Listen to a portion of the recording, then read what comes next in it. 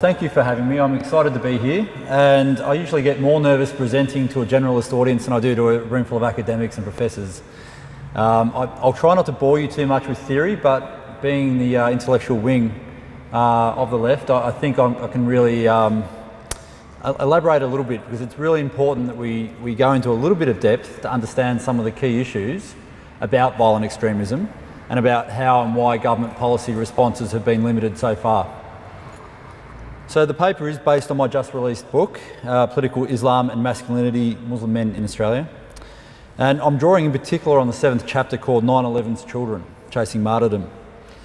What I'm going to start by doing is giving you that context as to why young men are going to fight with the Islamic State movement in Iraq and Syria. And I focus on men through the lens of masculinities in particular. But then I'll look at the policy responses. I'll look at what's failed. How has the government failed, the federal government in particular, over the last 10 to 15 years? But also what's working, and are we seeing a change? And I feel that we are seeing a bit of a change and an improvement in how we deal with Muslim communities, but more broadly with key social challenges. Thanks. So I will give a brief outline of the work on masculinity that I draw upon throughout my paper and wider body of work. I found that there's... Yeah. Yeah, no worries. Can everyone hear me? Okay. So in effect, throughout my work, I found there's a lot of limitations in literature and in work that's being done. People are engaging with Muslim communities through the spectrum of terrorism, radicalisation, violent extremism. I wanted to take a step back from that and look at some different ways that we might understand and engage with what it is to be in a minority in a Western context. So in many respects, I found that masculinities was a new paradigm that hadn't really been explored and was particularly relevant to the Australian context. It's my argument that the notion of the Islamic State provides an alternate source of meaning, honourable recognition, redemption, empowerment and belonging for young Westerners, and joining offers young men the opportunity to overcome one or more of past humiliation, shame, guilt, grief and injury. It reinforces a wounded masculine pride.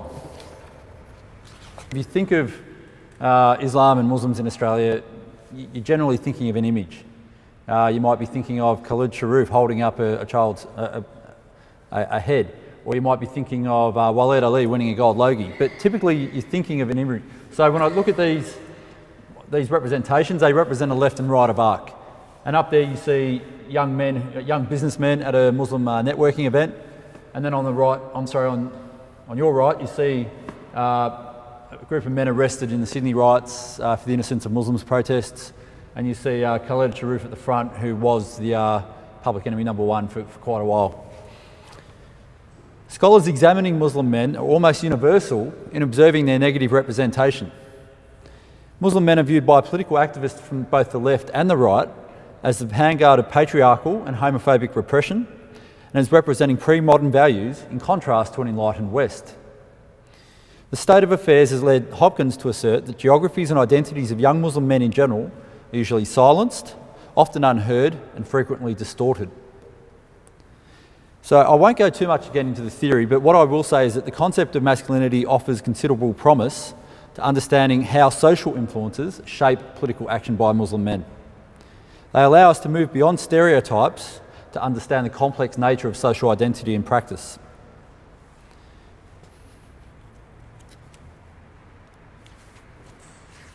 What I do talk about in this presentation at some point is the concept of hegemonic masculinity and subordinated masculinities, or protest masculinities. Hegemonic masculinity has been described as being distinguished from other masculinities, especially subordinated masculinities. It is assumed to be normal not assumed to be normal in the statistical sense. Only a minority of men might enact it, but it was certainly normative. It embodied the currently the most honoured way of being a man. Required all other men to position themselves in relation to it. Now, if you think of that in practice, we think of the Australian Parliament, primarily white Australian men. If you think of the boardroom, primarily white Australian men. If you think of the surf club, white Australian men. And so, whilst it may be taken for granted by us, when you actually look at it from a different perspective, you actually see that positions of power in this country continue to be occupied by white men in suits.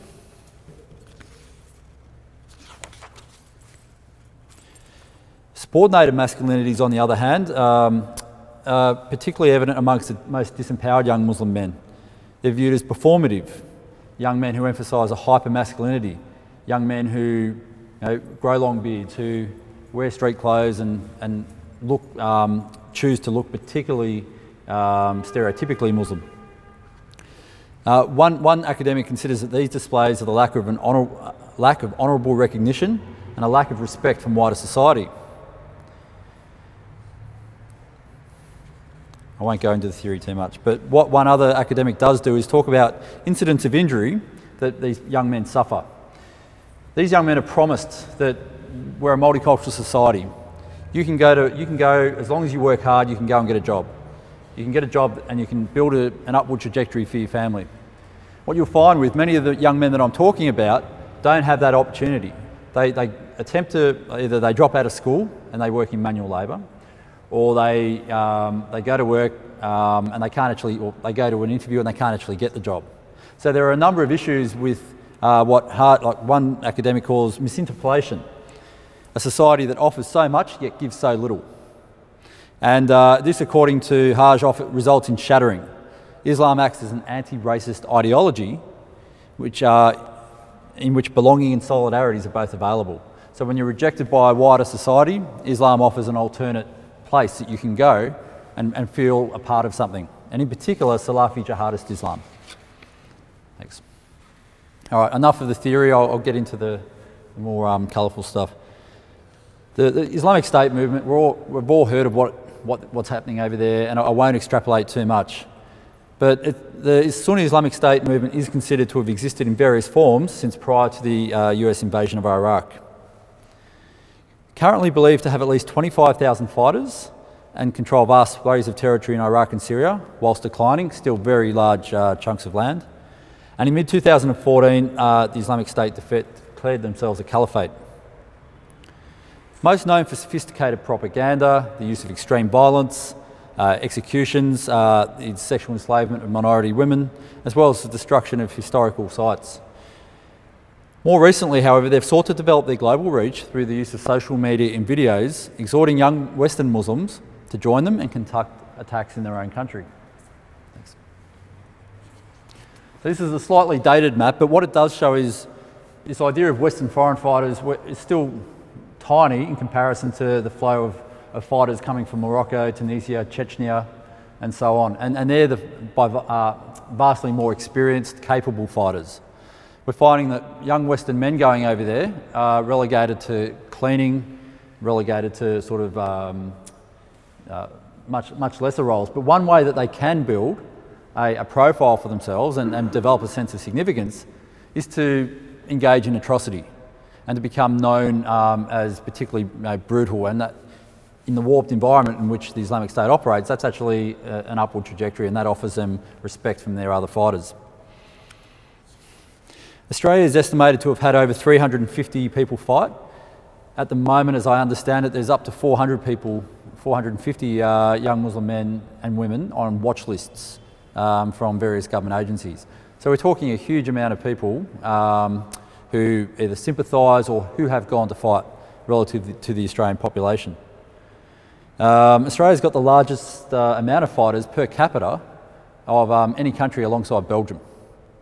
And we've seen what's happened in Belgium, we've seen what's happened in Paris recently, and whilst I certainly don't endorse the government's policies on border security, no, this is the primary motivating logic behind some of their perspectives.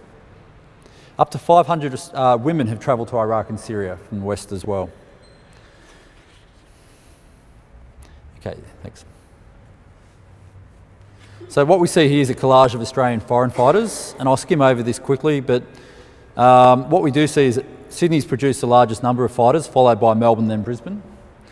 Primarily young men who aren't particularly skilled. In the bottom left-hand corner, a street preacher who was actually Muhammad Baralay, who was an enforcer, a drug user, at some point involved in gang violence, found the Prophet Jesus, who was also a Muslim, and went down that path. That's the logic.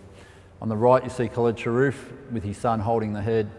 You see a former fighter, like a former boxer. You see the top, Neil Prakash, who most recently was killed by a bomb, a Western bomb. And then you see the odd exception, Tariq Kemler, who was a doctor who went over there and fought. So the question is, what brings all these young men together? Why would all these young men choose to pick up, make their way over to Iraq and Syria and fight against the very values and country that they were brought up in? What is the lure? There is no easy solution, despite the emergence of so-called terrorism experts. And I'm not going to mention names, but you've only got to turn on the ABC or Channel 9 or 10. You're going to see the same faces pop up over and over again, regurgitating what they've read in the Australian or so on. And at the end of the day, there is no answer, and you're really only getting a tiny piece of the puzzle if you listen to the mainstream media.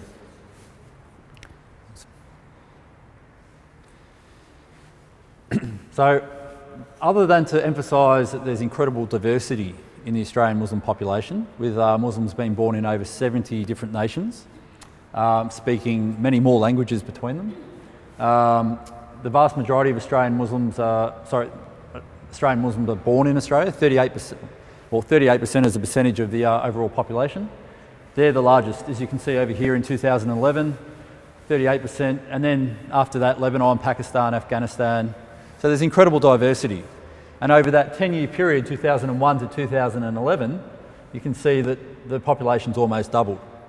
It's estimated that there are up to 1 million people who identify in some way, shape or form as Muslim in Australia. If you look at as a percentage of the total population, you'll see that it's increasing slowly. And you'll see that the census, for example, doesn't identify between Sunni and Shia. It doesn't identify between the various Islamic schools of thought. So, nonetheless, you can see that there is no Australian Muslim. There's incredible diversity, and obviously we're examining here a tiny element of the community. So I'll summarise these quickly, but in effect, the Australian Muslim population is growing exponentially. Australian-born Muslims are the single largest group.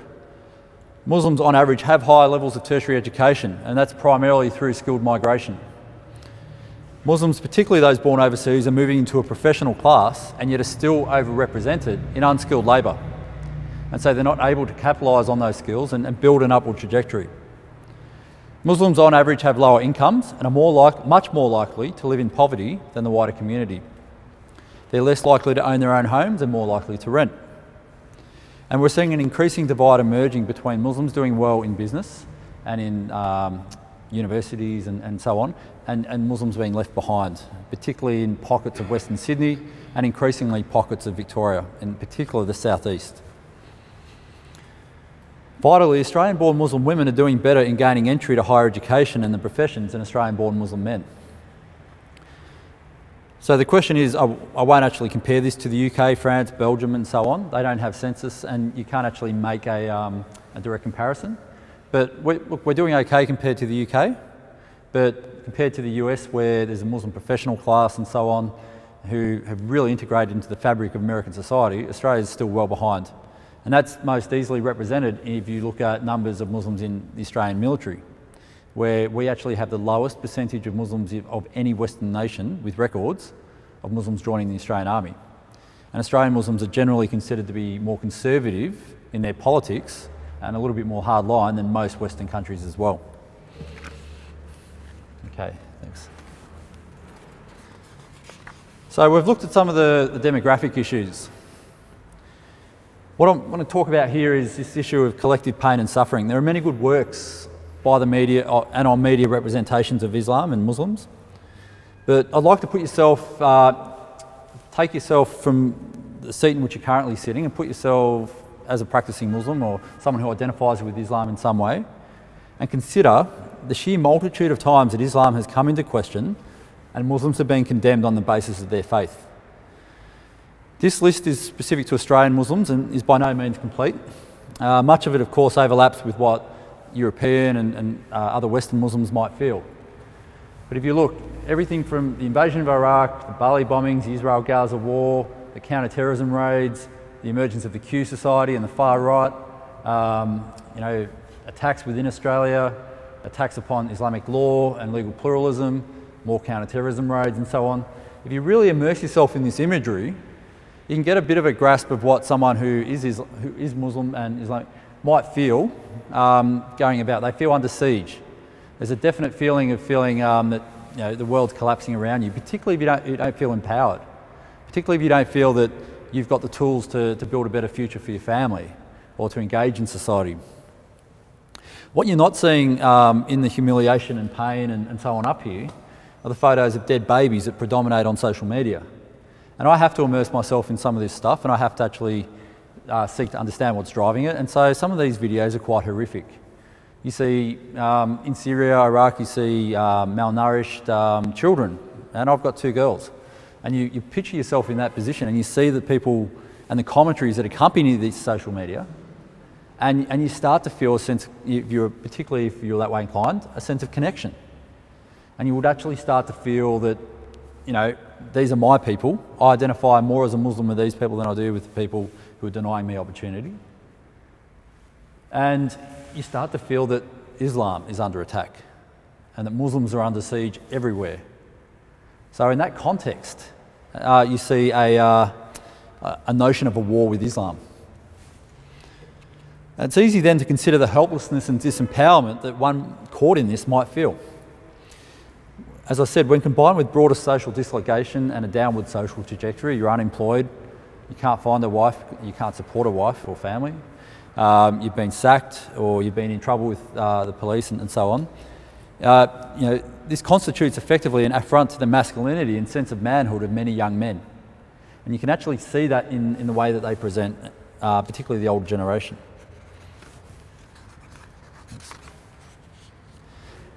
And this is precisely what Islamic State narratives target. This is actually drawn from an Islamic State website. So what I've done in some of the research I've done is actually transcribe some of the recruitment videos that Islamic State are using to target young men in particular. So if you note the language utilised, you'll see there's basically a group of young Western men talking about why they'd gone to fight with the Islamic State. And in red you see, "You have no honour, my brothers, we feel happiness." So a sense of belonging. In black and bold, "You have no honour, you're disgraced." And that's contrasted with light, honour and love. It's a very black and white view of the world.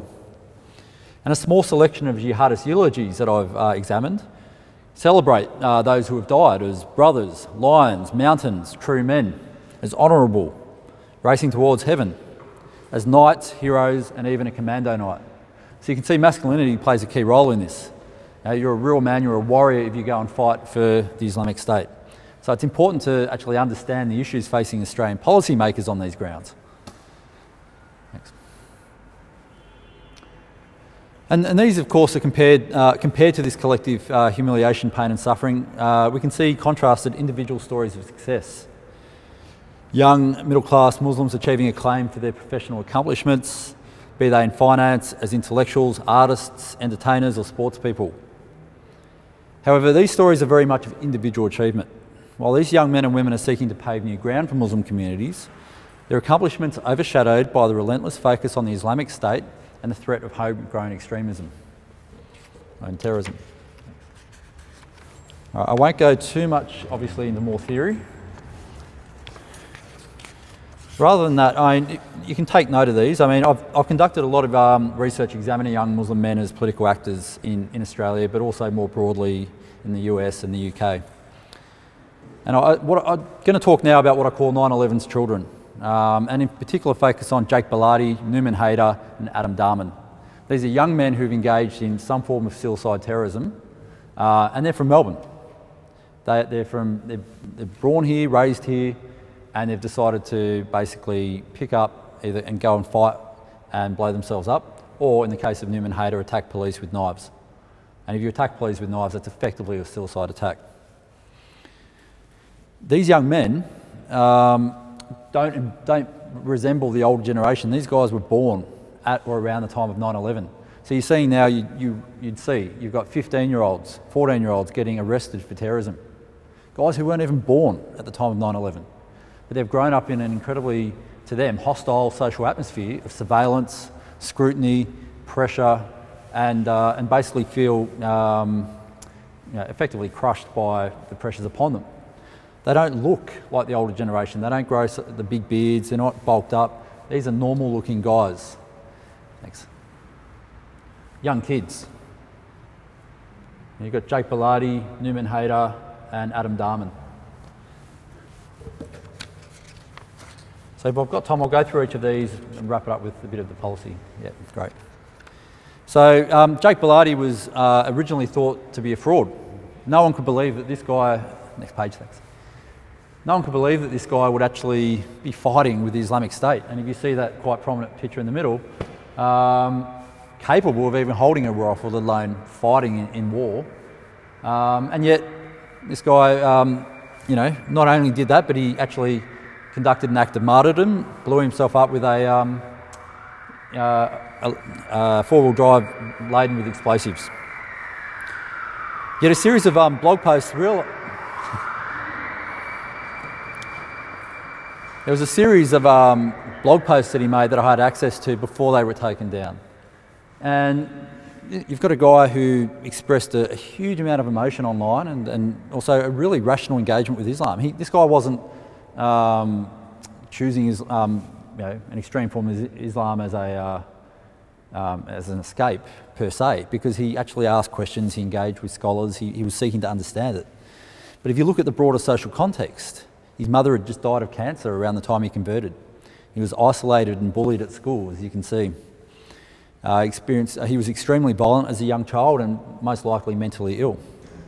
But he was also viewed as a math genius, someone who would help others with their work.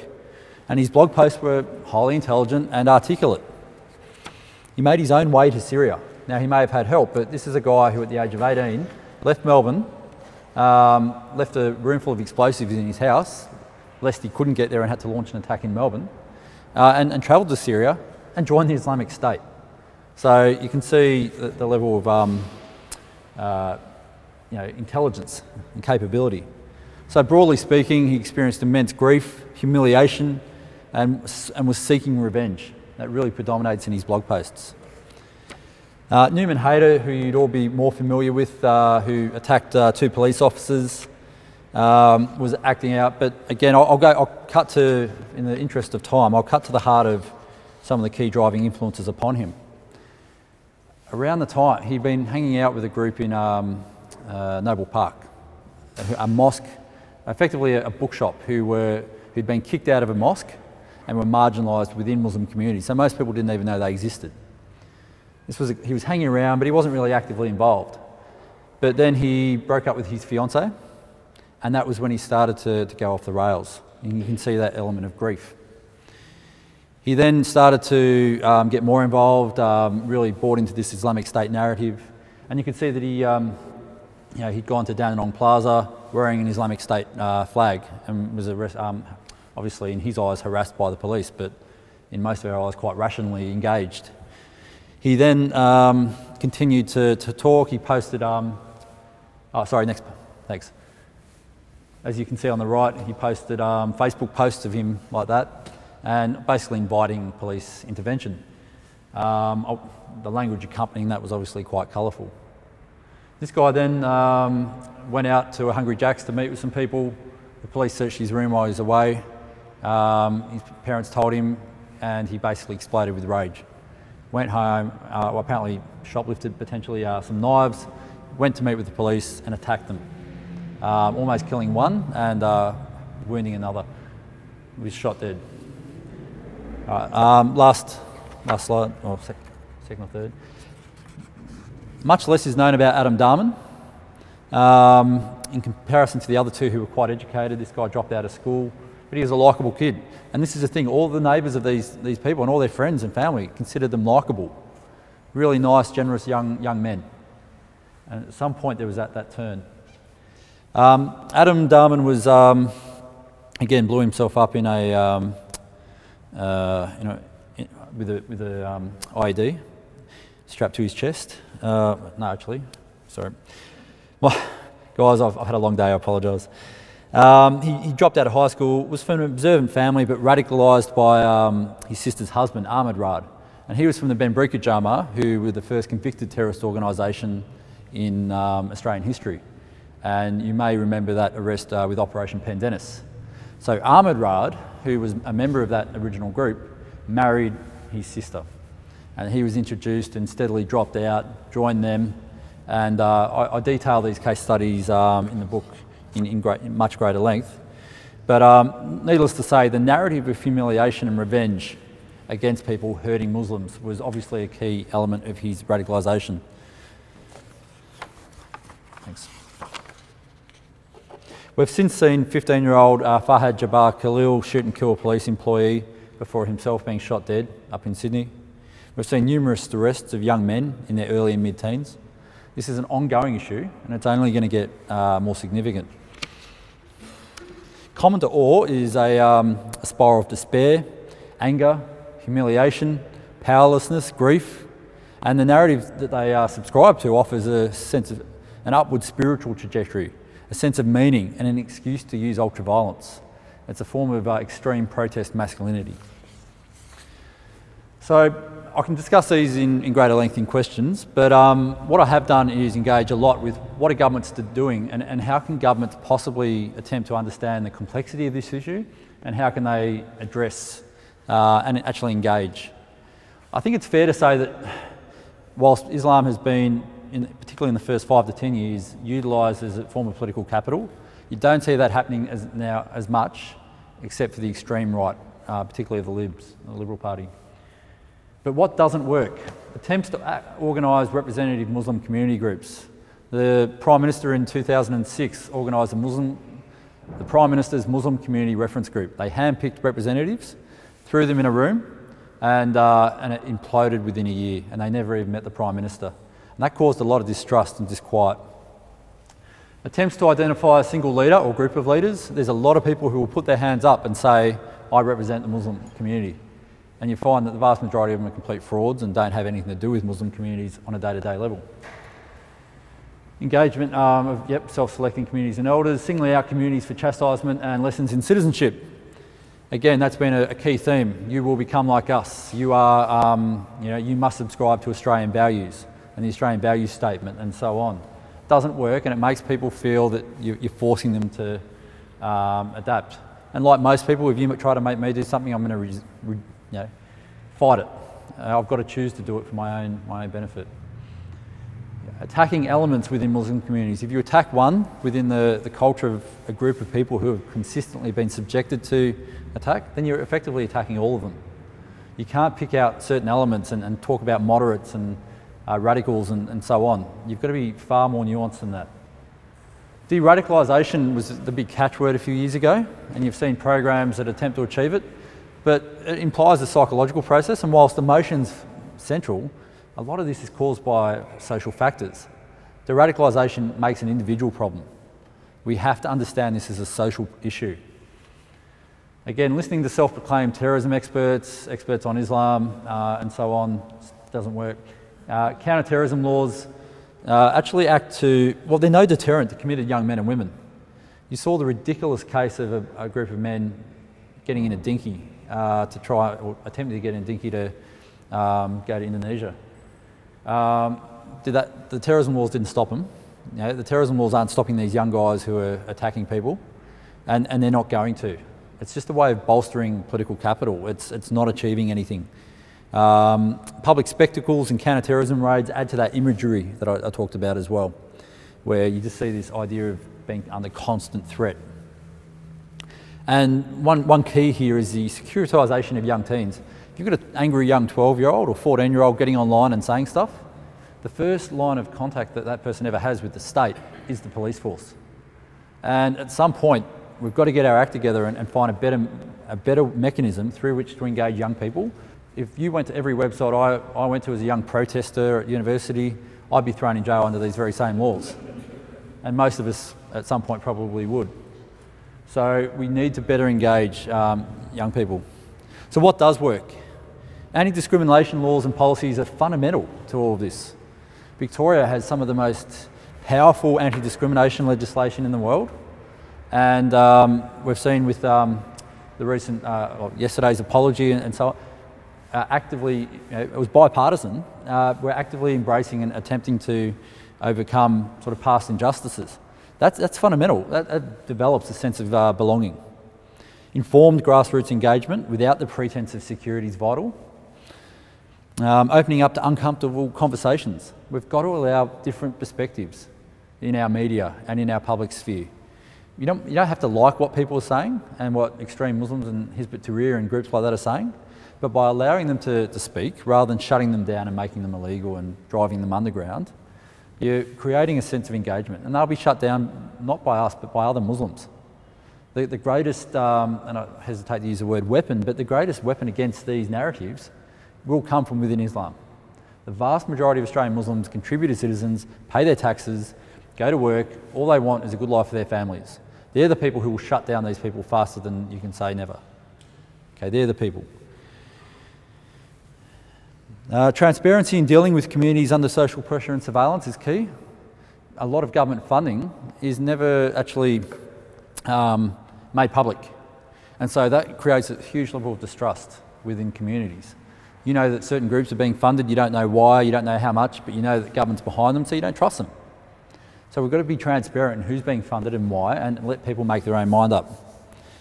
And at the heart of this is multiculturalism. It creates safe spaces of interaction between people who may never otherwise meet. It builds colleagues at work and friendships. And I argue, and I'm developing an argument for a more muscular multiculturalism in response to this notion of muscular liberalism. All right, last slide, thanks.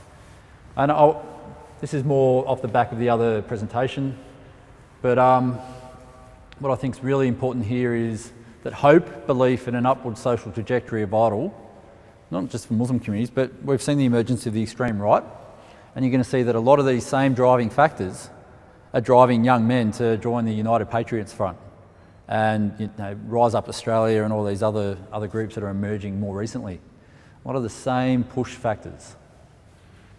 Hope, belief and an upward social trajectory are vital, as is the development of social resilience and the ability to overcome emotional turmoil. Government efforts to shape Islam are irrelevant because these men were marginalised by their own communities. Traditional Islamic education is important, and that has to come from within Muslim communities. Attempts to profile based on physical appearance are absolutely redundant, and we've all been stopped, or I have many times at the airport, and there's no way that people can ever profile based on the photos that you've seen of these guys. And we need to understand more about the positive role that Muslim women are playing in communities as well. Look, thank you for your time. I may have gone a little bit over, but cheers.